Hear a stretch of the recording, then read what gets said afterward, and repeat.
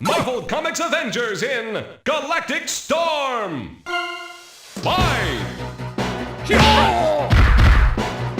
Avengers in Galactic Storm hit arcades with its awful title in 1995. The game was published and developed by the famous video game company Data East. The game's a 2D fighter that borrowed heavily in its art design from the popular Killer Instinct arcade cabinet. The game had two modes, a standard versus mode and a story mode where you would fight through a variety of enemies telling a story, a very limited non-deep story.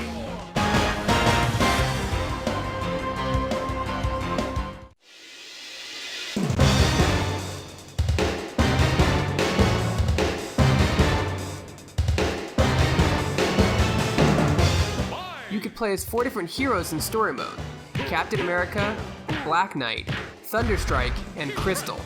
You could also play as 4 other villains: Dr. Minerva, Korath, Shadowraz, and the Kree Supreme Intelligence. And you know, I'm a big fan of Marvel and the Avengers, not just the movies. I've read a lot of comics growing up, but these are the most obscure, unfamiliar characters you could possibly choose to put in an arcade game. I mean, the only one I recognized right off the bat was Captain America. The game adds assist characters, and this was a big deal because the now wildly popular Capcom Versus series had these, but this game did it first. You could pick Thor, Iron Man, Vision, and Giant Man, which is odd because you'd think you'd want these characters as the main roster rather than just assist. On the villain side, you could choose Sentry, Ronin, and Ultimus. The game looks pretty ugly when you compare it to most Capcom fighters and even Mortal Kombat games, and it really was. The 3D sprites were something new for the time, but the animations were just terrible. The game also featured voice work from John St. John, but in a very limited capacity.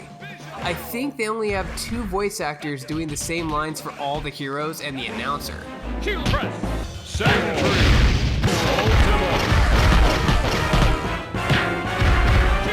The fighting game plays a lot like the Capcom Versus series games. You can chain combos and call in assist, as well as perform super moves when your charge bar is full.